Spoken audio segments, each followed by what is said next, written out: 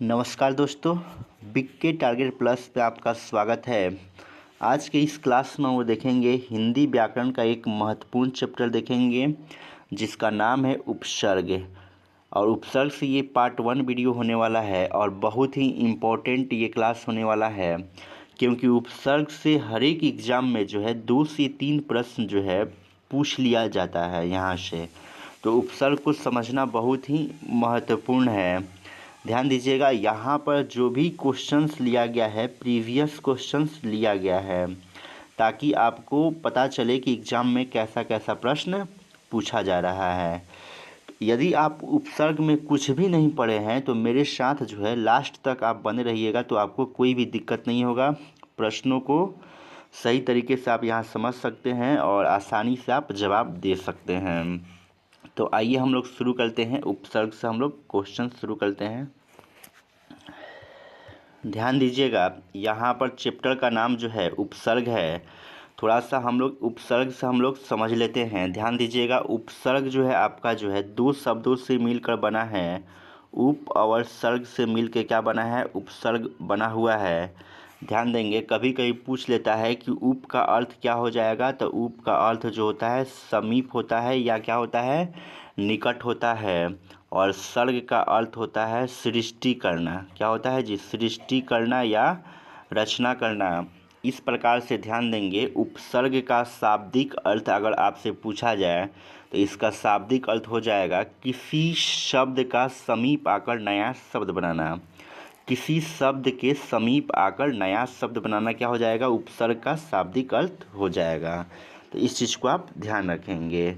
और इसमें एक चीज़ और भी ध्यान रखिए कि उपसर्ग जो होता है वह शब्दांश होता है जो किसी शब्द के पहले जुड़ता है, जो किसी शब्द के पहले जुड़ता है और उसके अर्थ में क्या करता है? परिवर्तन करता है। आई होप आप समझ गए होंगे। चलिए हम लोग देख लेते हैं, क्वेश्चन हम लोग देखते हैं। क्वेश्चन नंबर 1 कह रहा है कि उपसर्ग को कहते हैं, उपसर्ग को क्या कहते हैं? तो ध्यान दीजिएगा, उपसर्ग जो होता है आपका जो होता है शब्दांश होता है। तो ऑप्शन नंबर 1 क्या हो जाएगा? सही हो जाएगा। उपसर्ग जो होता है 2 शब्दों के मेल से बना है। उप धन सर्ग के मेल से उपसर्ग बना है, जिसका शाब्दिक अर्थ होता है किसी शब्द के समीप आकर नया शब्द बनाना। ठीक है ना? चलिए हम लोग देखते हैं, अगला क्वेश्चन देखते हैं। क्वेश्चन नंबर देखिएगा 2 नंबर देख लीजिए। कह रहा है कि उपसर्ग का प्रयोग होता है। उपसर्ग का प्रयोग कहाँ होता है? तो ऑप्शन के अनुसार देख लीजिए, शब्द के आदि में। आदि का मतलब पहले, आदि का मतलब पहले। तो ऑप्शन नंबर क्या हो जाएगा? ये आपका सही हो जाएगा। चलिए अगला क्वेश्चन देख लेते हैं। 3 नंबर देखिएगा, बहुत ही महत्वपूर्ण क्वेश्चन है। कह रहा है कि उपसर्ग वह शब्दांश है जो किसी शब्द के बाद जुड़ता है। ये शब्द के बाद नहीं जुड़ता है। किसी शब्द के मध्य में जुड़ता है, तो मध्य में भी नहीं जुड़ता है। किसी शब्द के आगे जुड़ता है, आगे का मतलब होता है पहले जुड़ता है। तो हाँ, यही क्या है? सही हो जाएगा आपका। ऑप्शन नंबर सी क्या हो जाएगा? सही हो जाएगा। ये कह रहा है शब्द में कहीं भी जुड़ सकता है? नहीं, कहीं भी नहीं जुड़ सकता है। तो ऑप्शन नंबर सी आपका क्या हो जाएगा? राइट आंसर हो जाएगा। चलिए अगला क्वेश्चन हम लोग देख लेते हैं। क्वेश्चन नंबर 4 कह रहा है कि संयोग में किस उपसर्ग का प्रयोग हुआ है? तो ध्यान दीजिएगा, जब भी आपको किसी शब्द में उपसर्ग बताना होगा तो इसका आप क्या करेंगे? संधि विच्छेद करेंगे। क्या करेंगे? संधि विच्छेद कर लेंगे तो आसानी से आप बता सकते हैं। जैसे देखिएगा, इसका संधि विच्छेद होगा सम धन योग। सम धन क्या हो जाएगा? योग हो जाएगा। अब देखिएगा, जो ये योग जो शब्द है ये आपका क्या हो जाएगा? ये आपका जो है मूल शब्द है। क्या है जी? ये आपका मूल शब्द है। और मूल शब्द के पहले वाला जो शब्द होता है वही उपसर्ग होता है। तो बताइए इसमें उपसर्ग क्या हो जाएगा? तो सम हो जाएगा। ऑप्शन नंबर 1 क्या हो जाएगा? राइट आंसर हो जाएगा। अगर जो है कहे कि संयोग का संधि विच्छेद क्या होगा, तो सम धन क्या हो जाएगा? योग हो जाएगा। इस चीज़ को भी आप याद रखेंगे। और इसमें सम उपसर्ग है। चलिए हम लोग देख लेते हैं, अगला क्वेश्चन देख लेते हैं। देखिएगा, क्वेश्चन नंबर जो है 5 नंबर देख लीजिए, बहुत ही बेहतरीन क्वेश्चन है, कई बार एग्जाम में पूछा है। प्रत्येक शब्द में कौन सा उपसर्ग है? प्रत्येक शब्द में कौन सा उपसर्ग है। तो अभी हम आपको बताए थे कि आपको संधि विच्छेद करना पड़ेगा, तो कीजिए। इसका करेंगे तो प्रतिधन क्या हो जाएगा, एक हो जाएगा, प्रतिधन एक हो जाएगा। ध्यान दीजिएगा यहाँ पर जो है एक जो है आपका क्या है, मूल शब्द है, और मूल शब्द के पहले जो आता है वही जो होता है उपसर्ग होता है। तो इसमें क्या हो जाएगा, प्रति आपका क्या हो जाएगा, उपसर्ग हो जाएगा। Option number B right answer हो जाएगा। देख लीजिए क्वेश्चन नंबर जो है, अगला क्वेश्चन देख लेते हैं हम लोग। देखिएगा क्वेश्चन नंबर 6 नंबर देख लीजिए। 6 कह रहा है कि अपहरण में उपसर्ग है, तो इसका संधि विच्छेद कर लीजिए। कैसे होगा, अपधन हरण, अपधन हरण होगा। तो हरण जो है आपका मूल शब्द हो जाएगा, इसके पहले वाला क्या होता है, उपसर्ग होता है, तो इसमें अप जो है उपसर्ग हो जाएगा। ऑप्शन नंबर 6 का क्या हो जाएगा, डी हो जाएगा। चलिए अगला क्वेश्चन देखते हैं। 7 नंबर कह रहा है कि अनुकरण में उपसर्ग है, तो अनुकरण का संधि विच्छेद कीजिएगा तो क्या हो जाएगा, अनुधन, अनुधन करण हो जाएगा। तो इसमें देख लीजिए अनु जो है पहले वाला जो होता है उपसर्ग होता है, तो अनु क्या हो जाएगा, उपसर्ग हो जाएगा। Option number D right answer हो जाएगा। चलिए अगला क्वेश्चन देखते हैं। क्वेश्चन नंबर 8 नंबर देख लेते हैं। 8 कह रहा है कि निम्न में कौन सा निसंकोच शब्द में प्रयुक्त संस्कृत उपसर्ग है। संस्कृत उपसर्ग है, तो इसमें आप निसंकोच को तोड़िएगा तो निस उपसर्ग आएगा, तो ऑप्शन नंबर ए जो होगा आपका सही हो जाएगा। और ये जो है संस्कृत का क्या है जी, उपसर्ग है। और ध्यान दीजिएगा उपसर्ग कितने शब्दों के मेल से बना है, तो 2 शब्दों के मेल से बना है, उपधन सर्ग बना है, ठीक है। और ध्यान रखिएगा उप का अर्थ भी पूछा जाता है कि उप का अर्थ क्या होता है, तो उप का अर्थ जो होता है समीप होता है, और सर्ग का अर्थ होता है सृष्टि करना होता है। इस प्रकार से उपसर्ग का शाब्दिक अर्थ होता है किसी शब्द के समीप आकर नया शब्द बनाना, किसी शब्द के समीप आकर नया शब्द बनाना। और याद रखिएगा उपसर्ग क्या है जी, उपसर्ग एक शब्दांश है, वाक्यांश नहीं है, उपसर्ग एक शब्दांश है। आई होप आप समझ गए होंगे। चलिए हम लोग देख लेते हैं अगला क्वेश्चन, हम लोग देख लेते हैं। देख लीजिए क्वेश्चन नंबर 9 देख लेते हैं अब हम लोग। 9 नंबर कह रहा है कि अधिमानता में प्रयुक्त उपसर्ग बताएं। ध्यान दीजिएगा यहाँ पर जो है अधि उपसर्ग है इसमें, तो ऑप्शन नंबर सी क्या हो जाएगा आपका, सही हो जाएगा। चलिए अगला क्वेश्चन देख लेते हैं। कह रहा है क्वेश्चन नंबर 10 कि सुशिक्षित में उपसर्ग है, तो सुशिक्षित में आपका सु उपसर्ग हो जाएगा, तो ऑप्शन नंबर बी क्या हो जाएगा, राइट आंसर हो जाएगा। चलिए अगला क्वेश्चन देखते हैं। कर 11 नंबर की अध्यक्ष में कौन सा उपसर्ग है, तो ध्यान दीजिएगा यहाँ पर अभी उपसर्ग भी नहीं होगा, अतः नहीं होगा, अधा भी नहीं होगा, अदा नहीं होगा। अध्यक्ष में जो है आपका अधि उपसर्ग है, ये आपका राइट आंसर होगा, अधि होगा। चलिए हम लोग बढ़ते हैं अगले क्वेश्चन की तरफ। देखिएगा क्वेश्चन नंबर 12 देख लीजिए क्या कह रहा है। कह रहा है कि दिए गए वाक्य में एक शब्द रेखांकित है, उस शब्द में प्रयुक्त उपसर्ग किस कोटि का है, चिन्हित कीजिए। कह रहा है कि विद्यालय का उप प्रधानाचार्य जिम्मेदार व्यक्ति होता है, तो यहाँ पर उप प्रधानाचार्य में क्या है, उप है, तो उप उपसर्ग जो है किस कोटि का है, तो ये जो है तत्सम उपसर्ग का है, तो ऑप्शन नंबर क्या हो जाएगा, ए हो जाएगा। चलिए अगला क्वेश्चन देखते हैं। क्वेश्चन नंबर 13 कह रहा है निम्नलिखित में से किस शब्द में उपसर्ग है, तो यहाँ देखिएगा ऑप्शन के अनुसार जो है पराजय में क्या है, यहाँ पर उपसर्ग है, तो ऑप्शन नंबर बी क्या हो जाएगा, सही हो जाएगा आपका। चलिए हम लोग देख लेते हैं अगला क्वेश्चन देख लेते हैं। देखिएगा क्वेश्चन नंबर 14 देख लीजिएगा। 14 नंबर कह रहा है कि निर्गुण, निर्गुण शब्द में उपसर्ग है, तो ध्यान दीजिएगा निर्गुण में क्या हो जाएगा, नीड हो जाएगा, ऑप्शन नंबर सी हो जाएगा। इसका संधि विच्छेद कीजिएगा तो क्या हो जाएगा, निधन गुण, निधन क्या हो जाएगा, गुण हो जाएगा। इसमें कहे कि कौन सी संधि है, तो इसमें जो होगा विसर्ग संधि आपका हो जाएगा। चलिए अगला क्वेश्चन नंबर देखते हैं। क्वेश्चन नंबर जो है 15 नंबर देख लेते हैं। कह रहा है कि आगमन में उपसर्ग है, तो आगमन में कौन सा उपसर्ग हो जाएगा, आ उपसर्ग आपका सही आंसर हो जाएगा। चलिए अगला क्वेश्चन देखते हैं। 16 नंबर कह रहा है कि अधिकारी, अधिकारी में उपसर्ग कौन सा है, ध्यान रखिएगा इसमें जो हो जाएगा अधि उपसर्ग हो जाएगा, option number B right answer हो जाएगा। चलिए अगला क्वेश्चन देखते हैं। 17 नंबर कह रहा है कि परिक्रमा में उपसर्ग है, तो इसका राइट आंसर ऑप्शन के अनुसार क्या हो जाएगा, परी। परी हो जाएगा, option number D right answer हो जाएगा। चलिए हम लोग देखते हैं अगला क्वेश्चन 18 नंबर। कह रहा है कि बहिर्मुखी शब्द में कौन सा उपसर्ग है। तो ध्यान रखिएगा, इसमें जो हो जाएगा आपका बहिर जो है ये उपसर्ग हो जाएगा, तो ऑप्शन नंबर बी क्या हो जाएगा, राइट आंसर हो जाएगा।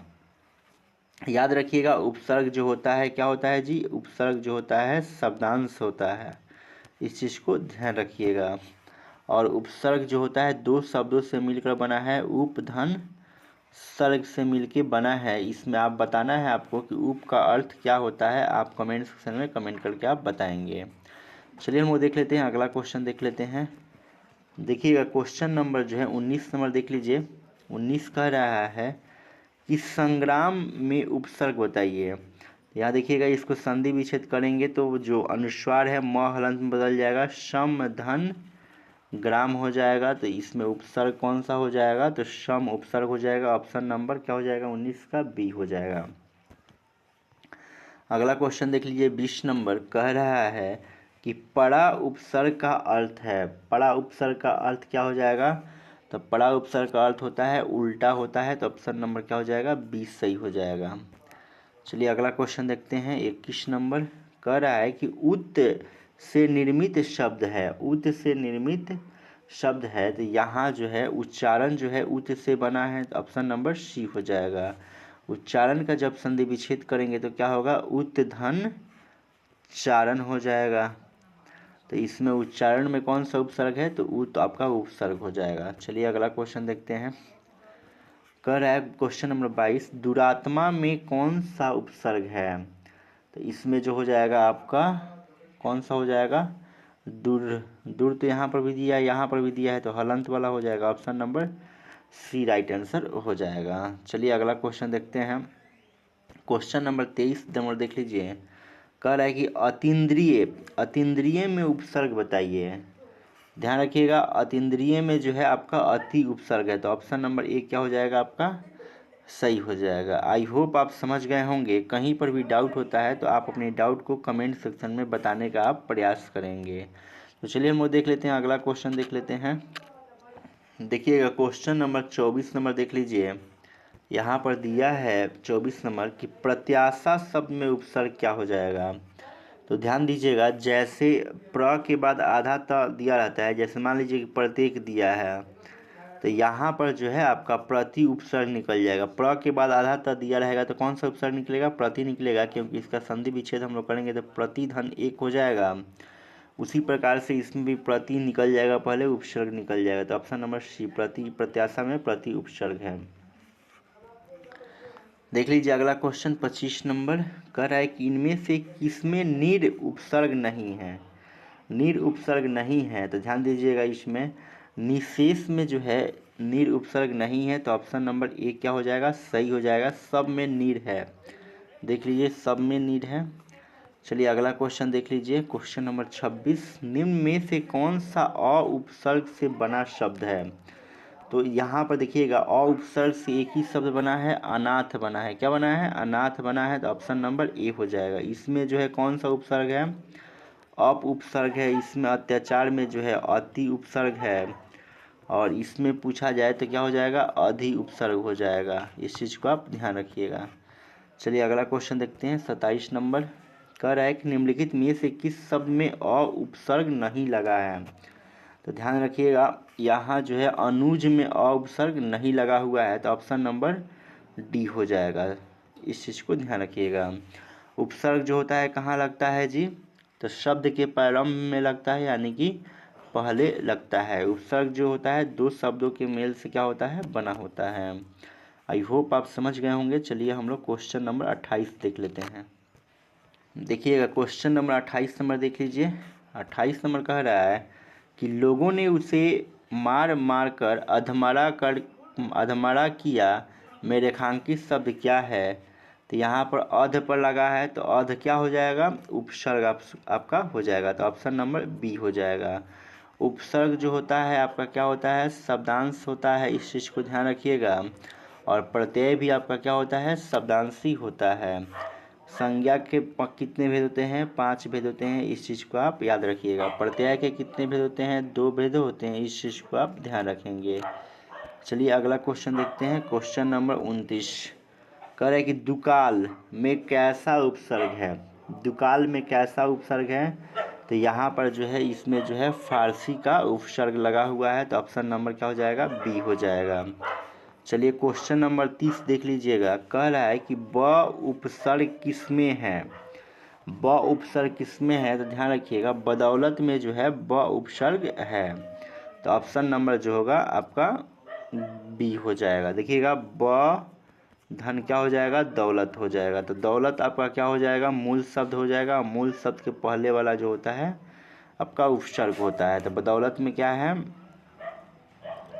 ये उपसर्ग है, ब उपसर्ग है, तो ऑप्शन नंबर बी सही हो जाएगा। चलिए देखिएगा अगला क्वेश्चन 31 नंबर। 31 कह रहा है कि बुरे अर्थ में प्रयुक्त होने वाला बद उपसर्ग किस भाषा का है? जो बद उपसर्ग है वो जो है आपका उर्दू फारसी का है। किसका है? उर्दू फारसी का है, तो ऑप्शन नंबर सी क्या हो जाएगा? राइट आंसर हो जाएगा। चलिए अगला क्वेश्चन नंबर देख लेते हैं। देख लीजिए क्वेश्चन नंबर जो 32 नंबर देख लीजिए। कह रहा है 32 कि इनमें से क्या उपसर्ग नहीं है? क्या जो है उपसर्ग नहीं है? तो ध्यान रखिएगा, अ भी उपसर्ग है, चिर भी है, प्रति भी है, लेकिन इक्का जो है आपका उपसर्ग नहीं है, तो ऑप्शन नंबर क्या हो जाएगा? डी हो जाएगा। चलिए अगला क्वेश्चन देखते हैं 33 नंबर। कह रहा है किस शब्द में उपसर्ग नहीं है? किस शब्द में उपसर्ग नहीं है? ध्यान रखिएगा, इसमें जो है अप उपसर्ग है, इसमें जो है परा उपसर्ग है, इसमें प्र उपसर्ग है, लेकिन ओढ़ना में जो है उपसर्ग नहीं है, तो ऑप्शन नंबर क्या हो जाएगा? डी सही हो जाएगा। चलिए अगला क्वेश्चन देखते हैं। कह रहा है 34 नंबर कि पराजय में उपसर्ग है। तो अभी बताए थे कि पराजय में क्या है? परा उपसर्ग है, तो option number C right answer हो जाएगा। चलिए देखते हैं 35 नंबर क्वेश्चन देख लेते हैं। 35 कह रहा है कि अपहरण में किस उपसर्ग का प्रयोग हुआ है? तो ध्यान रखिएगा, अपहरण में अपहरण जो है 2 शब्दों के मेल से बना है, अप धन हरण के मेल से बना है, तो हरण मूल शब्द हो जाएगा और इसके पहले वाला उपसर्ग हो जाएगा, तो यहाँ पर ऑप्शन नंबर सी सही हो जाएगा। कह रहा है क्वेश्चन नंबर अगला 36 कह रहा है कि प्रज्ञ क्या कह रहा है? प्रज्ञ में उपसर्ग है, तो यहाँ पर जो उपसर्ग आपका है प्र क्या है? उपसर्ग है। आई होप आप समझ चुके हैं। चलिए हम लोग क्वेश्चन नंबर 37 की तरफ बढ़ जाते हैं। देखिएगा क्वेश्चन नंबर 37 नंबर कह रहा है कि अप उपसर्ग दिए गए विकल्पों में से किसके साथ प्रयुक्त हो सकता है? अप उपसर्ग जो है किसके साथ प्रयुक्त हो सकता है? तो देखिएगा अपमान लिखते हैं, तो अपमान के साथ क्या हो सकता है? अप उपसर्ग जो होता है प्रयुक्त होता है, तो ऑप्शन नंबर क्या हो जाएगा? यहाँ बी हो जाएगा। चलिए अगला देखते हैं।